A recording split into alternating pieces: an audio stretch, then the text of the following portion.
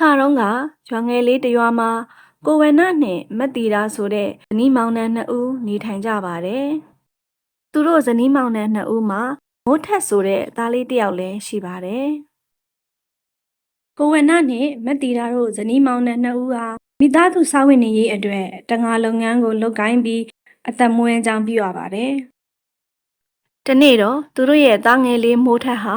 အပြင်းဖြားပြီးရပ်ပေါင်းတော်ကြာအိယာထဲမှာလဲနေခဲ့ပါတယ်။ကိုဝေနတို့ဇနီးမောင်နှံနှစ်ဦးဟာဆင်းရဲချွတ်တဲ့ပြီးငွေကြေးအပိုးစုဆောင်းထားနိုင်ခြင်းမရှိကြရှာပါဘူး။အဲ့ဒီအတွက်ဇနီးဖြစ်သူမတ်တီတာကခင်မွန်းဖြစ်သူကိုဝေနကိုယခုလိုစိတ်ပြက်အားငယ်စွာပြောလိုက်ပါတယ်။ယောက်ျားကြီးကျမတော့သားလေးဖြားနေတာအလွန်စိတ်ညစ်တယ်။ကလေးဖြားနေတာကအခုဆို9ရက်တောင်ကျော်လာပြီ။အခုထိမသက်သာသေးဘူး။ရှင်လဲမုံတိုင်းရှိလို့ငါးဖက်မထွက်ရတာကကြာပြီ။အရင်တစ်ခေါက်ကငါးများများရထားလို့တော်သေးတာပေါ့။အခုတော့ကျမတို့မှာစားစရာလည်းမရှိအားအတွက်ဆေးကုဖို့လည်းငွေလိုအပ်နေတယ်ကျမတို့ဘယ်လိုလုပ်ကြမလဲဒီနေ့ရာသီဥတုအချိန်ကြီးကောင်းတော့ရှင်ငါးထွက်ရှာမှဖြစ်မယ်ယောက်ျားရေကိုဝန္နာဟာဇနီးဖြစ်သူမတ်တီတာရဲ့စိတ်ပြက်အားငယ်စွာပြောလိုက်တဲ့စကားကိုကြားလိုက်ရတဲ့အခါမှာတော့စိတ်မပြတ်ပါနဲ့မိမရေတားလေးကျမ်းမာရေးအတွက်မင်းစိုးရင်တော့ကတွေရောက်နေတာကိုငါသိပါတယ်ပြီးတော့ငါတို့အိမ်ရဲ့ငွေရေးကြေးရေးဒီပွားရေးမပြေလည်တဲ့အတွက်မင်းမှာပူပင်တော့ကတွေရှိတာကိုငါခံစားနားလဲပါတယ်ငါတို့သားလေးလည်းမကြခင်နေကောင်းသွားမှာပါသားလေးရဲ့ကျမ်းမာရေးကိုရောအိမ်ရဲ့ကိစ္စဝဝကိုရောတာဝန်ယူဆောင်ရွက်ပေးတဲ့မင်းကိုငါကျေးဇူးတင်ပါတယ်ငါဖမ်းထွက်ရင်ငါများများရအောင်စ조사ပြီးရှာဖွေခဲ့ပါမယ်သားလေးရဲ့ဆေးဖို့အတွက်ရောငါတို့အိမ်ရဲ့စားဝတ်နေရေးအတွက်ပါငွေများများရအောင်ရှာခဲ့ပါမယ်မုံတိုင်းကလည်းပြီးသွားပြီဆိုတော့ငါပြန်ပြီးတော့လုပ်ငန်းခွင်ဝင်နိုင်ပါပြီကိုဝန္နာရဲ့နှစ်သိမ့်စကားကြောင့်မတီတာလည်းအနှဲငယ်စိတ်သက်သာရာရသွားခဲ့ပါတယ်။ကောင်းပါပြီယောက်ျားရဲ့အဆအရာရာဂရုစိုက်ပြီးတော့သွားပါ။ဒီမှာကျမရှင့်အတွက်ထမင်းထုပ်လေးပြင်ထားတယ်ယူသွားလိုက်နော်။ကိုဝန္နာလည်းဇနီးဖြစ်သူစိတ်ပူပန်ခြင်းမရှိရအောင်ပြောဆိုပြီးအိမ်ကနေငါးဖမ်းရန်ထွက်ခွာလာခဲ့ပါတယ်။အဲ့ဒီလိုထွက်ခွာလာရင်လမ်းခုလက်တနေရအရောက်မှာညှိုးငယ်စွာထိုင်နေတဲ့အဖွားအိုတယောက်ကိုတွေ့လိုက်ပါတယ်။အဖွားအိုကကိုဝန္နာကိုတွေ့တဲ့အခါမှာသားရီအမေကိုစားစရာလေးနည်းနည်းလောက်ကြွေးပါလား။အမေထမင်းမစားရတာ3ရက်လောက်ရှိပါပြီ။ဗိုက်စာလွန်းလို့ဒီစာလာမှုတန်းကိုမခံနိုင်တော့ပါဘူး။အကယ်၍သားမစားစရာပါရင်အမေကိုနည်းနည်းလောက်ညှကြွေးပါလား။အဖွားအိုရဲ့တနာကယူနာတက်စရာအတန်ကိုကြားရတဲ့အခါမှာကိုဝန္နာကဖွာကျွန်တော်အတွက်ယူလာခဲ့တဲ့ထမင်းထုတ်ကိုအဖွားကိုပေးပါမယ်။ထမင်းမစားရတာ3ရက်တောင်ရှိပြီဆိုတော့စာနေရှာရောပေါ့။ကျွန်တော်ရဲ့ဒါနလို့သဘောထားပြီးအရပါရသုံးဆောင်ပါအဖွာ။ထမင်းမစားရတာကြာလို့အလွန်စာလောင်နေရှာတဲ့ဖွားအိုဟာလဲကိုဝန္နာရဲ့စကားတန်ကြောင့်အံ့ဩဝမ်းသာသွားရပြီ။ဖွားကျေးဇူးကြီးလာပါတယ်သားရဲ့သားအတွက်ကောစားစရာကြံသေးရဲ့လားကျွန်တော်အတွက်ကိုစိတ်မပူပါနဲ့အဖွားရဲ့ဆာလာမှုကိုဖြည့်သိမ်းလိုက်ရတဲ့အတွက်ကျွန်တော်ဝမ်းသာပါတယ်ကျွန်တော်ကတော့အိမ်ရောက်မှပဲစားပါတော့မယ်အာရပါရသာသုံးဆောင်ပါအဖွာကိုဝန္နာလည်းထို့သို့ပြောကြားလိုက်ပြီးတော့သူ့အတွက်ဇနီးဖြစ်သူပြင်ဆင်ပေးခဲ့တဲ့ထမင်းထုတ်ကိုအဖွားအိုအားဒါနအနေနဲ့လူဒန်းကျွေးမွေးလိုက်ပါတယ်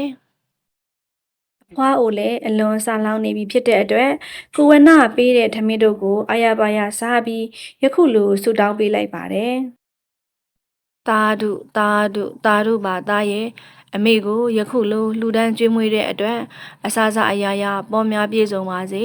ဘေးရန်ရဲ့ကင်းရှင်းပါစေအဖွားအိုရဲ့ဆူတောင်းစကားတန်အဆုံးမှာကိုဝန္နာကယခုလိုပြန်ပြောလိုက်ပါတယ်အဖွားစုမုံကောင်းတောင်းပေးတဲ့အတိုင်းပြည့်ရပါစေယခုတော့ကျွန်တော်ကိုငါးဖမ်းဖို့အတွက်သွားခွင့်ပြုပါအောင်အဲ့ဒီနောက်ကိုဝန္နာဟာငါးမြရန်အတွက်နောက်ကြမှာစိုးရင်စိတ်နဲ့ခက်သက်လေးလမ်းလျှောက်လာခဲ့ပါတယ်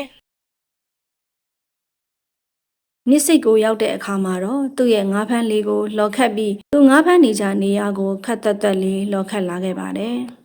အဲ့ဒီနောက်ငါးဖမ်းပိုက်ကုံကိုချပြီးငါးများရဖို့အရေးတောင်းဆိုင်နေပါတော့တယ်ဒါပေမဲ့ညနေဆောင်တဲ့အထိငါးတကောင်မှမရသေးတဲ့အတွက်ကိုဝန္နာဟာယခုလိုစိတ်ပြက်စွာညီးတွားပြောဆိုလိုက်ပါတယ် ညနေကလည်းစောင်းလာပြီအခုထိငါးတကောင်မှလည်းမရသေးဘူးငါးတွေကပိုက်ကုံလေးကိုတိုးလာလိုက်ပျောက်သွားလိုက်နဲ့ဘိုက်ကလည်းစားလာပြီငါဘလို့လုပ်ရမလဲဒီနေ့တော့ငါးရမှဖြစ်မှာဆိုတော့ငါဘလို့ပဲဘိုက်စာနေနေတိခံပြီးစောက်ပြီးတော့ငါးဖမ်းရမှာပဲအဲ့ဒီလိုနဲ့ကိုဝနဟာညဘက်ရောက်တာတောင်အိမ်မပြန်နိုင်သေးပဲငါးကိုဆက်ပြီးတော့စူးစားပန်းစားရှာဖွေပြီးဖမ်းနေခဲ့ပါတယ်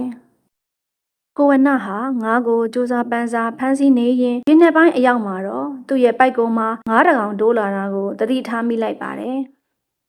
ကိုဝနဟာချက်ချင်းပဲငါးကိုဖမ်းဆီးဖို့လုပ်လိုက်ပါတော့တယ်အဲ့ဒီချိန်မှာပဲကိုဝနဟာထူးဆန်းတဲ့အတန်တန်ကိုကြားလိုက်ပါတယ်ကျမကိုမဖမ်းပါနဲ့ကျမကိုလွတ်ပေးပါရှင်ကိုဝနလည်းအလွန်အံ့အားသင့်သွားပြီးတန်ပိုင်ရှင်ကိုလှက်ပတ်ပြီးရှာဖွေလိုက်ပါတယ်ဒီနားမှာငါတယောက်တည်းရှိနေတာဘသူအတန်ကိုကြားနေရတာလဲကျမကိုလွတ်ပေးပါနော်ဟာဒီငါးကစကားပြောတတ်နေပါလားကျမကိုမဖမ်းပါနဲ့ရှင်ကျမရဲ့ဘိုက်ထဲမှာကလေးလေးတွေရှိတဲ့အတွက်ကျမကိုဖမ်းသွားရင်ကျမရဲ့ကလေးတွေဟာမိဘမဲ့ဖြစ်ရပါလိမ့်မယ်အသင်ငါဟာဒီနေ့အတွက်ငါးတကောင်မှမဖမ်းရသေးဘူးမင်းကိုပထမအဦးဆုံးဖမ်းမိတာချိန်လဲအတော်လင့်နေပြီဖြစ်တဲ့အတွက်နောက်ထပ်ငါးရဖို့လည်းမဖြစ်နိုင်တော့ဘူးမင်းကိုငါဘယ်လိုလှုပ်ရပါမလဲကျမကိုတနာပါရှင်ကျမဟာရက်နှင်းငယ်ကြားမှာကလေးလေးတွေကိုဖွားမြင်မဲ့ကိုဝင်ဆောင်တဲ့ငါးဖြစ်ပါတယ်ဒါကြောင့်ကျမကိုတနာပြီးပြန်လှုပ်ပေးပါနော်မင်းကိုငါတနာကယူနာတတ်ပါတယ်ဒါပေမဲ့ငါရဲ့သားဟာလည်းအိမ်မှာနေမကောင်းဖြစ်နေတယ်ပြီးရင်ငါတို့မှာစေကူစရာစားစရာလည်းမရှိဘူးငါကိုယ်တိုင်လည်းဒီနေ့မှဘာမှမစားရသေးဘူးမင်းရဲ့ဒုက္ခနဲ့ငါရဲ့ဒုက္ခကိုငါဘယ်လိုတွေးတော့ရပါမလဲဒါပေမဲ့မင်းရဲ့အသက်မင်းရဲ့ကလေးတွေရဲ့အသက်နဲ့ငါရဲ့ဒုက္ခကိုငါမေ့လျော့လိုက်ပါပြီမင်းကိုငါလွတ်ပေးလိုက်ပါမယ်ဒီနေ့ကတော့ငါရဲ့ကံကြမ္မာအနေနဲ့ပဲမှတ်ယူပြီးမင်းနဲ့မင်းရဲ့ကလေးတွေကိုလွတ်မြောက်ခွင့်ပေးလိုက်ပါမယ်စိတ်ကောင်းရှိတဲ့ကိုဝနဟာကိုဝင်ဆောင်တဲ့ငါးလေးကိုလွတ်မြောက်ခွင့်ပေးလိုက်ပါတယ်အဲ့ဒီအခါကိုဝင်ဆောင်တဲ့ငါးမလေးကကိုဝနကိုကျေးဇူးတင်သွားပြီးယခုလိုပြောလိုက်ပါတယ်ကျင်နာတတ်တဲ့တန်ငါတဲ့တင်ကိုကျေးဇူးတင်ပါတယ်ကျမကိုလွတ်မြောက်ခွင့်ပေးတဲ့အတွက်ရဲ့သူတစ်ပါးတွေကိုကျင်နာတတ်တဲ့အသင်တန်ငါတဲ့ရဲ့စိတ်ကိုဂုဏ်ပြုခြင်းတဲ့အတွက်ရဲ့ကျေးဇူးဆက်ချင်ပါတယ်အသင်ကမင်းကငါ့ကိုဘလို့ကူညီပေးမှာပါလဲကျမနောက်ကိုလိုက်ခဲ့ပါသင်ရဲ့ဒုက္ခတွေကနေလွတ်မြောက်နိုင်မဲ့နီလန်းကိုကျမကကူညီရှာဖွေပေးပါမယ်ငါးတကောင်မှမဖမ်းမိသေးတဲ့အတွက်ကိုဝနဟာစိတ်ညစ်ပြီးကြံရမရဖြစ်ကထိုငါးကလေးနောက်မှလိုက်ပါသွားခဲ့ပါတယ်ကိုဝနဟာငါးမလေးနောက်ကလိုက်ပါလာရင်တနေရာအရောက်မှာတော့ငါးမလေးနဲ့မျက်ခြေပြက်ပြီးတယောက်တည်းကြံခဲ့ပါတယ်အဲ့ဒီအချိန်မှာအလွန်ကြီးမားတဲ့မုန်တိုင်းတစ်ခုဟာမြစ်ထဲသို့ရောက်လာပြီးကိုဝနနဲ့အတူလေကလေးကိုပါရေရဲ့နက်ရအပိုင်းစီသို့ဆွဲချသွားခဲ့ပါတယ်မုန်တိုင်းပြီးဆုံးသွားတဲ့အချိန်မှာတော့ကိုတီဟာဘေးပတ်ဝန်းကျင်ကိုလိုက်ကြည့်ရင်သူဟာထူးဆန်းတဲ့ကဘာတစ်ခုမှရောက်နေတာကိုအံ့ဩစွာတွေ့လျရပါတယ်အဲ့ဒီအချိန်မှာငါးမလေးဟာရုတ်တရက်သူ့ရှေ့မှာပေါ်လာခဲ့တဲ့အတွက်ကိုဝနကယခုလိုမေးလိုက်ပါတယ်အသင်ငါးမလေးငါ့ကိုဘေးခေါ်လာတာလေငါရဲ့အိမ်မှာနေမကောင်းတဲ့သားကြံခဲ့တယ်ငါသူ့ကိုစေကူဖို့အတွက်အမြန်ပြန်ရမယ်ပြီးတော့ငါကသူ့ကိုစေကူဖို့အတွက်ငွေကြေးလဲရှာရမယ်မင်းငါကိုအိမ်ပြန်ရမယ်လမ်းကိုအမြန်ပြပေးပါကိုဝနဟာသူ့ရဲ့နေမကောင်းတဲ့သားအတွက်စိုးရင်တကြီးနဲ့ယခုလိုပြောလိုက်တဲ့အခါမှာငါးမလေးကအသင်တငါတဲ့ငါကအသင်ကိုရွှေငွေရတနာတွေပေးခြင်းလို့သင်ကိုဒီခေါ်လာတာပါသင်ကိုရွှေငွေရတနာတွေရနိုင်မဲ့နေရာကိုငါလိုက်ပို့ပေးပါမယ်ဟိုးအရှိကမြင်နေရတဲ့တရားလေးပေါ်ကနေနတ်သမီးကဘာကိုရအောင်သွားပါအဲ့ဒီနတ်သမီးကဘာမှာအလွန်ကျင်နာတတ်တဲ့နတ်သမီးလေးကိုတွေ့တဲ့အခါယခုဖြစ်ဖြစ်သမျှဖြစ်ချောင်းကုန်စင်ကိုပြောပြပြီးရွှေငွေရတနာတွေရယူပါဒါဟာအသင်ဟာငါ့ကိုလူငင်းချမ်းသာခွင့်ပေးတဲ့အတွက်ပြန်လဲကျေးဇူးဆက်ခြင်းပါငါးမလေးဟာထို့သို့ပြောပြီးတော့ရုတ်တရက်ပျောက်ကဲသွားခဲ့ပါတယ်ကိုဝနလည်းငါးမလေးပြောတဲ့အတိုင်းတရားစီကနေဖြက်ကူးသွားပြီးနတ်သမီးကဘာကိုရအောင်သွားခဲ့ပါတယ်။အဲ့ဒီနောက်ငါးမလေးပြောတဲ့အတိုင်းနတ်သမီးကဘာကနတ်သမီးလေးကိုတွေ့တဲ့အခါမှာတော့သူ့ရဲ့ဖြစ်ချောင်းကုန်စင်ကိုပြောပြလိုက်ပါတယ်။အသင်တငါတဲ့ တင်လွတ်မြောက်ခွင့်ပေးလိုက်တဲ့ငါးမလေးဟာကျွန်ုပ်တို့ကဘာကဖြစ်တယ်။တင်ရဲ့ကျင်နာတတ်တဲ့စိတ်ရဲ့ကိုယ့်ရဲ့ဒုက္ခကိုပဓာနမထားပဲသူများရဲ့ဒုက္ခကိုလွတ်မြောက်ခွင့်ပေးတတ်တဲ့မြင့်မြတ်တဲ့စိတ်ကိုဂုဏ်ပြုတဲ့အနေနဲ့ရွှေငွေရတနာတွေကိုအသင်ကိုယူဆောင်သွားခွင့်ပေးမယ်။ဒါပေမဲ့တင်တတိထားရမယ့်အချက်တွေရှိတယ်။အဲဒါကတော့တင်ဟာရွှေငွေရတနာတွေကိုလိုအပ်တဲ့လောက်ပဲယူရမယ်။ဒီရွှေငွေရတနာတွေကိုယူဆောင်သွားပြီးတင်ရဲ့ကဘာကိုပြင်ရောက်တဲ့အခါသင်ဟာဒီရွှေငွေရတနာတွေကိုရရှိတဲ့လမ်းကြောင်းကိုဘယ်သူမှမပြောရဘူးလို့ငါ့ကိုကတိပေးရပါမယ်။အဲ့ဒီနောက်ကိုဝနဟာရွှေငွေရတနာတွေကိုယူဆောင်ပြီးချင်းမှာပဲသူ့ရဲ့လှေပေါ်ကိုထူးဆန်းစွာပြင်ရောက်သွားပါတော့တယ်။ကိုဝနလည်းလက်ထဲမှာပါတဲ့ရွှေငွေရတနာတွေကိုဆွဲပြီးဇနီးနဲ့သားရှိရာကိုအမြန်ဆုံးပြန်လာခဲ့ပါတယ်။အဲ့ဒီနောက်ကိုဝနဟာသူ့ရဲ့စိတ်ရင်းစေတနာကောင်းမှုကြောင့်ရရှိလာတဲ့ရွှေငွေရတနာတွေကိုထုခွဲရောင်းချပြီးဇနီးနဲ့သားနဲ့အတူပြေဆုံးချမ်းသာစွာနေထိုင်ခဲ့ပါတယ်။တနေ့တော့ကိုဝနတို့တိုင်းပြည်ရဲ့အရှင်မင်းမြတ်ဟာတိုင်းကန်းလှည့်လည်လာရင်ကိုဝနရဲ့အင်ကြီးရှေ့ကိုရောက်တဲ့အခါမှာတော့အလွန်ကြီးမားပြီးခန့်ညားထဲဝါလာတဲ့အင်ကြီးကိုကြည့်ရင်ရဲမက်ကြီးကိုယခုလိုပြောလိုက်ပါတယ်။မောင်မင်းအခုလိုဒေသမှာဒီလိုခမ်းနားလာတဲ့အင်ကြီးတစ်ခုရှိနေတာဘာကြောင့်ပါလဲဒီအင်ကြီးဟာငါရဲ့နန်းတော်ဓမြခမ်းနားလာတယ်ဒီအင်ရဲ့စီးပွားရေးဟာဘလို့ကြောင့်ယခုလိုခမ်းနားလာတဲ့အင်ကြီးစောင့်နိုင်တယ်လဲဆိုတာမောင်မင်းရအောင်စုံစမ်းပါမှန်လားပါရှင်အမက်ကြီးဟာကိုဝနချမ်းသာလာတဲ့အကြောင်းရင်းကိုဘလို့မှရှာတွေ့လို့မရနိုင်တာကြောင့်အရှင်မင်းကြီးကိုယခုလိုပဲရှောက်တင်လိုက်ပါတယ်အရှင်မင်းကြီးမြင်တွေ့ခဲ့ရတဲ့ကြီးကျယ်ခမ်းနားသောအိမ်တော်ကြီးကိုပိုင်ဆိုင်သောသူမှာဝနလိုအမည်ရတဲ့အမျိုးသားတဦးဖြစ်ပါတယ်။ထိုအမျိုးသားဟာအလွန်ဆင်းရဲသောတငါတဲ့ဘဝမှာယခုကဲ့သို့စီစဉ်ဥစ္စာများပိုင်ဆိုင်လာခြင်းဖြစ်ပြီးရုတ်တရက်ကြီးပွားချမ်းသာလာရခြင်းဖြစ်ပါတယ်။ဒါပေမဲ့သူကြီးပွားချမ်းသာလာရခြင်းအကြောင်းရင်းကိုမြည်သူကမှအတိအကျပြောပြနိုင်ခြင်းမရှိပါဘူး။ကျွန်တော်မျိုးလည်းယခုထက်ပိုပြီးစုံစမ်းနိုင်ခြင်းမရှိသည့်အတွက်ထိုအမျိုးသားကိုဆင့်ခေါ်ပြီးအကြောင်းရင်းအဖြစ်မှန်ကိုမေးသင့်ပါတယ်လို့တင်ပြအပ်ပါတယ်ရှင်မင်းကြီးဘရင်ကြီးလည်းအမတ်ကြီးလျှောက်တင်တဲ့စကားကိုကြားရတဲ့အခါကောင်းပါပြီအမတ်ကြီးထိုလူလင်ရဲ့အကြောင်းကိုငါကိုတော့စိတ်ဝင်စားတော်မူတယ်ဒါကြောင့်ထိုအမျိုးသားကိုနန်းတော်သို့ဆင့်ခေါ်ရန်အမိန့်ထုတ်လိုက်ပါအဲ့ဒီလိုနဲ့ကိုဝနတို့ဇနီးမောင်နှံလဲအရှင်မင်းကြီးရဲ့နန်းတော်ကိုရောက်ရှိလာခဲ့ပါတယ်။အရှင်မင်းကြီးရဲ့ရှေ့တော်မောက်ကိုရောက်ရှိတဲ့အခါအရှင်မင်းကြီးကိုရိုသေစွာဥခိုက်ပါတယ်။ကောင်းပါပြီ။ဒီနန်းတော်ကိုမောင်မင်းတို့ကိုဆင့်ခေါ်လိုက်ရတဲ့ရည်ရွယ်ချက်ကတော့မောင်ဝင်းရဲ့စီးပွားရေးလုပ်ငန်းအခြေအနေကိုတိတိကျကျသိရှိလိုရဖြစ်တယ်။ဒါကြောင့်မောင်ဝင်းရဲ့စီးပွားရေးလုပ်ငန်းအခြေအနေကိုငါ့ကိုမချင်မချန်တင်ပြဖို့လိုပါတယ်။အရှင်မင်းကြီးကျွန်တော်မျိုးဟာအရှင်မင်းကြီးရဲ့တိုင်းပြည်မှာ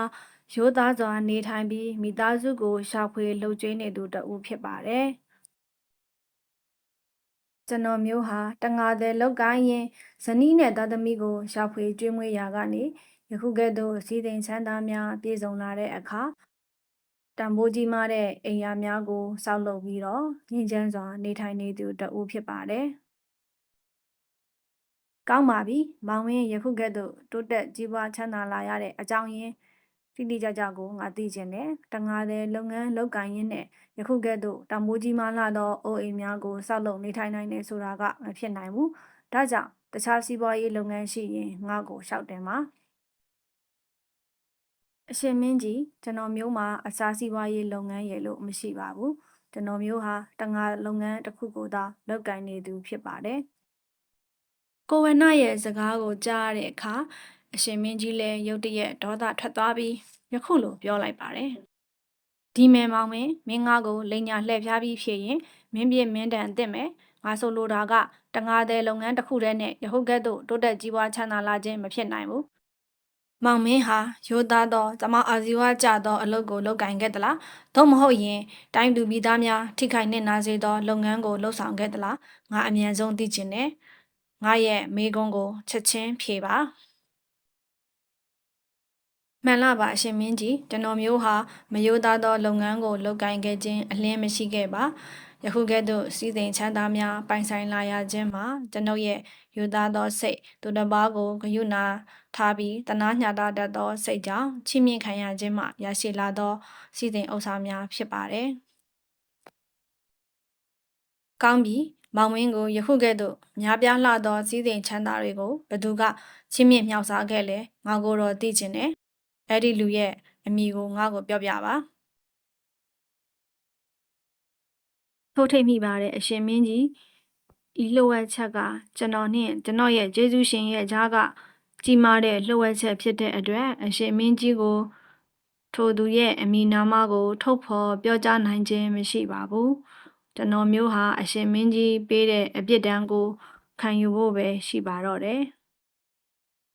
ကိုဝနရဲ့ရှောက်တင်မှုကိုကြားရတဲ့အခါအရှင်မင်းကြီးလည်းဒေါသထွက်သွားပြီးယခုကဲ့သို့တုံ့ပြန်လိုက်ပါတယ်မောင်မင်းငါဟာဤတိုင်းပြည်ရဲ့အရှင်သခင်ဖြစ်တယ်ငါမသိပဲငါရဲ့တိုင်းပြည်မှာဘလို့အကြောင်းအရာတွေဖြစ်ပျက်နေတယ်ဆိုတာကိုဘယ်သူမှလှုပ်ဝက်ထားပိုင်ခွင့်မရှိဘူးမောင်မင်းရဲ့စီစဉ်ချမ်းသာတွေဟာဘယ်လိုဘယ်ပုံနည်းနဲ့ရလာတဲ့ဆိုတာကိုရှောက်တင်နိုင်ခြင်းမရှိသည့်အတွက်မောင်မင်းရဲ့စီစဉ်ချမ်းသာတွေကိုနိုင်ငံတော်ဘဏ္ဍာအဖြစ်သိမ်းယူမယ်မောင်ဝင်းတို့လည်းငါကိုတော့ဒီထက်ပိုပြီးအမျက်တော်မထွက်ခင်ငါစိတ်ကနေအမြန်ဆုံးထွက်ခွာသွားစမ်းကိုဝနာတို့ဇနီးမောင်နှံနှစ်ဦးလည်းဘရင်မင်းကြီးရဲ့ရှေတော်မောက်ကနေအမြန်ဆုံးထွက်ခွာလာခဲ့ပါတယ်။ကိုဝနာဟာသူ့ရဲ့စီးစိမ်ချမ်းသာတွေကိုနိုင်ငံတော်ဘဏ္ဍာအဖြစ်သိမ်းယူခံလိုက်ရတာဖြစ်တဲ့အတွက်ဇနီးနဲ့သားလေးကိုခေါ်ပြီးနေအိမ်မှထွက်ခွာလာခဲ့ရပါတယ်။သူတို့မိသားစု300ဟာခြေဦးတဲ့ရထွက်ခွာလာရင်လက်ခုလက်တနေရာအရောက်မှာတော့ဇနီးဖြစ်သူမက်တီတာကကိုဝနာကိုယခုကဲ့သို့မိကုံးထုတ်လိုက်ပါတယ်။ယောက်ျားရှင်ဟာကျမတို့ချမ်းသာလာတဲ့အကြောင်းရင်းကိုဘရင်မင်းမြတ်ကိုဘာကြောင့်အမှန်အတိုင်းမပြောခဲ့တာပါလဲ။အဲ့ဒီကလှုပ်ဝက်ချက်ကိုရှင်ဟာကျမကိုလည်းမပြောခဲ့တဲ့အပြင်ဘသူ့ကိုမှမပြောခဲ့ဘူး။အဲ့ဒါကဘာအတွက်ကြောင့်လဲကျမသိချင်တယ်။မိမရေငါကိုဒီစည်းစိမ်ချမ်းသာတွေချီးမြှင့်ခဲ့တဲ့သူကငါကိုငါချမ်းသာလာတဲ့အကြောင်းရင်းကိုလှုပ်ဝက်ထားဖို့မိသူကိုမှမပြောဖို့ငါရှိကဂတိတောင်းခဲ့တယ်။ဒါကြောင့်ငါဟာဒီဂတိကိုတည်တဲ့အထိထိမ့်သိမ်းသွားမှာမို့လို့မင်းကိုရောတခြားမိသူကိုမှမပြောရခြင်းအကြောင်းဖြစ်တယ်။ဒါပေမဲ့ယောက်ျားရဲ့အခုကျမတို့နေစရာအိမ်တောင်မရှိတော့ဘူး။ကျမတို့ဘယ်လိုလုပ်ကြမလဲ။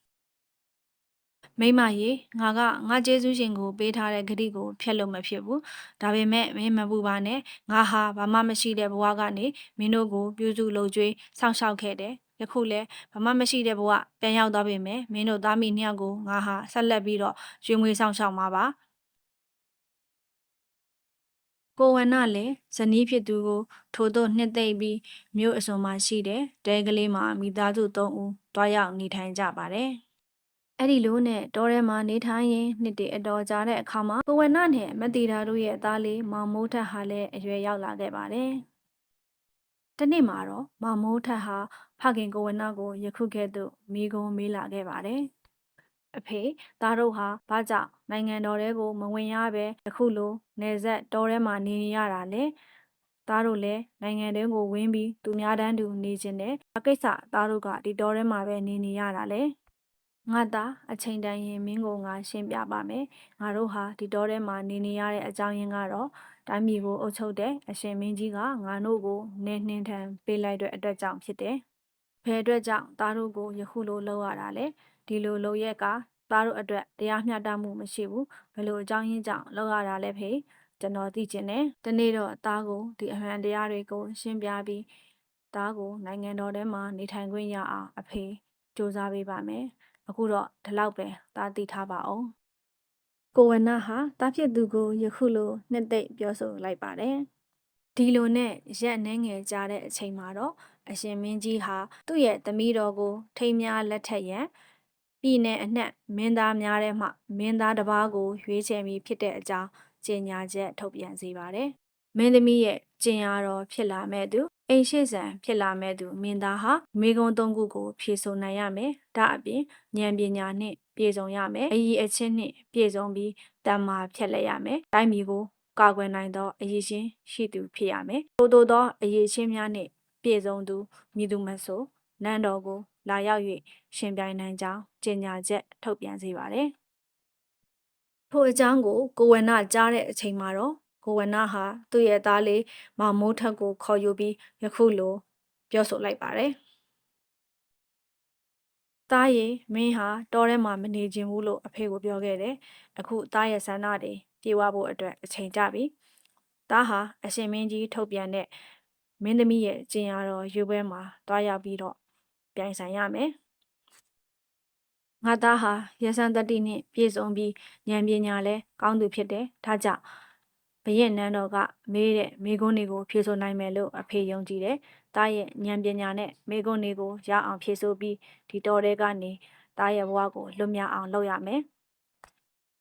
ကောင်းပါပြီအဖေ။သားအတတ်နိုင်ဆုံးစူးစမ်းပြီးတော့ရှင်ပြိုင်ပါမယ်။ဒီလိုနဲ့မောင်မိုးထက်လည်းမင်းသမီးရဲ့ကျင်ရတော်ရွေးပွဲကိုတွားရောက်ခဲ့ပါတယ်။မင်းသမီးရဲ့ကျင်ရတော်ရွေးပွဲမှာမင်းသားတွေနဲ့အတူအရက်သားအချို့လည်းပါဝင်ရှင်ပြိုင်ခဲ့ကြပါတယ်။ကျင်ရတော်ရွေးပွဲစတင်တဲ့အခါမှာအမတ်ကြီးကယခုကဲ့သို့ကြေညာလိုက်ပါတယ်။မင်းသမီးရဲ့ကျင်ရတော်ရွေးပွဲကိုတက်လာတဲ့မင်းသားတွေအနေနဲ့ယခုပထမအဆုံးမေးမြန်းပြီးမေးခွန်း၃ခုကိုအရင်ဆုံးဖြေရမှာဖြစ်ပါတယ်။ထိုမေးခွန်း၃ခုကိုဖြေဆိုနိုင်မှသာမင်းသမီးရဲ့ကျင်ရတော်အဖြစ်ရွေးချယ်ခံရဖို့အတွက်ဆက်လက်ရှင်ပြိုင်ရမှာဖြစ်ပါတယ်။နံပါတ်၁ကုံဆုံးသွားပြီးနောက်ပြန်ရှာလို့မရတော့တဲ့အရာဟာဘယ်အရာနည်း။နံပါတ်2လူရဲ့စိတ်ကိုမှောင်မိုက်စေပြီးအမားတွေကိုပြုလုပ်စေတတ်သောအရာကဘယ်အရာနည်း။နံပါတ်3ရရှိလေပို၍လိုချင်လေအလွန်ထိန်ချုပ်ဖို့ခတ်သောအရာကဘယ်အရာနည်း။မိကုံးဆုံးသွားတော့လဲအချိန်အတော်ကြာသည့်အထိဖြေဆိုမဲ့သူထွက်ပေါ်လာခြင်းမရှိခဲ့ပါ။ကျင်ရတော်ရွေးပွဲကိုတက်ရောက်လာတဲ့မင်းသားများစီမှအဖြေဆိုတမ်းမကြားရတဲ့အခါမှာတော့အရက်သားလူအုပ်ထဲမှနေဖြေဆိုတဲ့အတန်ထွက်ပေါ်လာခဲ့ပါတယ်။ထိုအဖြေကိုဖြေဆိုလိုက်တဲ့သူကတော့အခြားသူမဟုတ်ဘဲကိုဝဏရဲ့သားမောင်မိုးထက်ပင်ဖြစ်ပါတယ်။နံပါတ်1မေးခွန်းကုံဆုံးပြီးနောက်ပြန်လဲပြီးရှောက်ခွေလို့မရနိုင်တော့တဲ့အရာကတော့အချိန်ပဲဖြစ်ပါတယ်။နံပါတ်2လူရဲ့စိတ်ကိုမှောင်မိုက်စေပြီးအမားတွေကိုပြုလုပ်စေတတ်သောအရာဟာမနာလိုစိတ်ပဲဖြစ်ပါတယ်။ရရှိလေပို၍လိုချင်လေအလွန်ထိန်ချုပ်ဖို့ခတ်သောအရာဒီကလောဘတရားပင်ဖြစ်ပါတယ်။မောင်မိုးထက်ရဲ့အဖြေကိုကြားတဲ့အခါမှာဘုရင်မင်းကြီးဟာအလွန်အံ့အားသင့်သွားပြီးတော်ဝင်မင်းသားတွေပင်ဖြေဆိုနိုင်ခြင်းမရှိတဲ့မိကုန်းတွေကိုဖြေဆိုခဲ့သောအရက်သားလူငယ်အသင်ဟာဘယ်အရက်ကပါနည်းအရှင်မင်းကြီးကျွန်ုပ်ဟာအရှင်မင်းကြီးရဲ့နိုင်ငံထဲမှာမဟုတ်ဘဲနိုင်ငံပြင်ပတောအုပ်ထဲမှာမိဘနှစ်ပါးနဲ့အတူနေထိုင်တဲ့တာမန်အရက်သားလူငယ်တစ်ယောက်ဖြစ်ပါတယ်။ကောင်းပါပြီမင်းဟာတောအုပ်ထဲမှာနေထိုင်တဲ့တာမန်အရက်သားပြည်သူပင်ဖြစ်လင့်ကစားတော်ဝင်မင်းသားတွေတောင်ဖြေဆိုနိုင်ခြင်းမရှိတဲ့မိကုန်းတွေကိုဖြေဆိုနိုင်ခဲ့တယ်။မင်းရဲ့ဉာဏ်ပညာကိုငါချီးကျူးဂုဏ်ပြုပါတယ်။ဒါကြောင့်မင်းရဲ့မိဘနှစ်မင်းကြီးရဲ့အမိန့်တော်ကိုကြားရပြီးတဲ့နောက်မှာမောင်မိုးထက်လည်းနန်းတော်ပြင်ပမှာရှိနေတဲ့မိဘနှစ်ဦးကိုအမြန်ဆုံးခေါ်ယူကာမင်းကြီးရှေ့တော်မှောက်သို့အခါစားဝင်ရောက်စေခဲ့ပါတယ်။ဘုရင်မင်းကြီးရဲ့ရှေ့တော်မှောက်ကိုရောက်ရှိတဲ့အချိန်မှာတော့ဘုရင်မင်းကြီးဟာမောင်မိုးထက်ရဲ့မိဘနှစ်ပါးကိုမြင်ပြီးယခုလိုဆိုလိုက်ပါတယ်။မောင်မင်းရဲ့မိဘနှစ်ပါးဟာလွန်ခဲ့သောနှစ်များစွာကငါတိုင်းပြည်အတွင်းမှာနေပြီးမယုံမဖြောင်ပဲစီးပွားရှာတဲ့အမှုကြောင့်တိုင်းပြည်ကနေနှင်ထုတ်ခြင်းပြစ်ဒဏ်ခံထားရတဲ့လူနှစ်ယောက်ပဲအခုတော့မင်းဟာမင်းသားကိုငါနန်းတော်ထဲကိုလွှတ်ပြီးငါရဲ့သမီးတော်ကိုတိမ့်ပိုက်ဖို့ကြံယူတာလားဟေ့မူးမတ်တွေလာခဲ့ကြစမ်းခုချက်ချင်းသူတို့သုံးယောက်ကိုဖမ်းပြီးတေတံကြခံစေအဲ့ဒီခါမှာကိုဝဏကိုအကူညီပေးလိုက်တဲ့ရေနယ်သမီးဟာရုတ်တရက်ပေါ်လာပြီးမင်းကြီးကိုယခုကဲ့သို့ပြောဆိုလိုက်ပါတယ် မင်းကြီးသိန်းခက်ဟာငါဟာဒီမိသားစုကိုကူညီဆောင်ရှောက်ပေးခဲ့တဲ့နတ်သမီးပဲသူတို့ချမ်းသာကြီးပွားတိုးတက်လာရခြင်းအကြောင်းရင်းကသူ့ရဲ့ရိုးသားတဲ့စိတ်နဲ့သူတစ်ပါးပေါ်တနာညှတာတတ်တဲ့စိတ်ကြောင့်ငါကတဖန်ပြန်လဲကျေးဇူးပြုခြင်းကြောင့်ကြီးပွားချမ်းသာလာရခြင်းဖြစ်တယ်သူတို့ကြီးပွားချမ်းသာလာရခြင်းအကြောင်းကိုမင်းကိုမပြောခိုင်းခဲ့တာလေငါတို့တိုင်းပြည်ရဲ့စီကံကြောင့်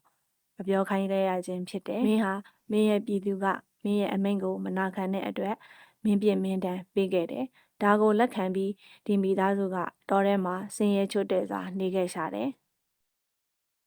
ဒါပေမဲ့သူဟာသူ့ရဲ့သားကိုဉာဏ်ပညာထက်မြက်အောင်ဝင်းမြူဆောက်ရှောက်ပြီးသူ့ရဲ့သားကိုသူတို့လိုဆင်းရဲဒုက္ခများစွာနေရတဲ့ဘဝကနေလွတ်မြောက်အောင်ဆောင်ရွက်ပေးခဲ့တယ်။ဒါကိုအသင်မင်းကြီးကမကျေနပ်နိုင်ပဲဒီမိသားစုကိုတတ်ဖို့လုပ်တယ်။ဒီတစ်ခါမှာတော့ငါနတ်သမီးကဘုရင်မင်းကြီးပြီးဖြစ်နေကစားတရားနှက်တောက်မှုမရှိတဲ့အသင်မင်းကြီးကိုခွင့်မလွတ်နိုင်ဘူး။အသင်ကိုတင့်ရဲ့သမီးတော်ရှေ့မှောက်မှာပဲငါကိုယ်တိုင်တတ်မယ်။ရင်းနဲ့သမီးရဲ့စကားကိုကြားတဲ့အခါမှာအရှင်မင်းကြီးလည်းအလွန်တရာထိတ်လန့်သွားပြီးယခုကဲ့သို့တောင်းပန်စကားဆိုလိုက်ပါတယ်။အိုနတ်သမီးငါဟာမသိနားမလဲတဲ့အတွက်ယခုကဲ့သို့ပြုလုပ်ခဲ့ခြင်းဖြစ်တယ်။ငါရဲ့အမားကိုငါတောင်းပန်ပါတယ်။ငါရဲ့ဒေါသအလျောက်ပြောဆိုဆုံးဖြတ်ခဲ့မှုအတွက်လည်းနောင်တရပါတယ်။နန်းတော်ကမေးတဲ့မိဂုံးသုံးခုကိုမှန်ကန်စွာဖြေဆိုနိုင်ပြီးဉာဏ်ပညာနဲ့အရေးချင်းရှိတဲ့ရခင်ကြေညာချက်အတိုင်းဤအရက်သားလူငယ်ကိုငါရဲ့သမီးတော်နဲ့ထိမ်းများလက်ထပ်ပေးပြီးသူ့ရဲ့မိသားစုကိုလည်းငါရဲ့နိုင်ငံတော်အတွင်းကိုပြန်လည်ထားရှိပေးပါမယ်ငါလည်းမင်းကျစ်တရား၅ပါးနှင့်အညီအမှားအမှန်ကိုသေချာခွဲခြမ်းစိတ်ဖြာပြီးတိုင်းပြည်ကိုအုပ်ချုပ်ပါမယ်ကောင်းပါပြီမင်းကြီးရဲ့ဆုံးဖြတ်ချက်ကိုတားတူခေါ်ပါတယ်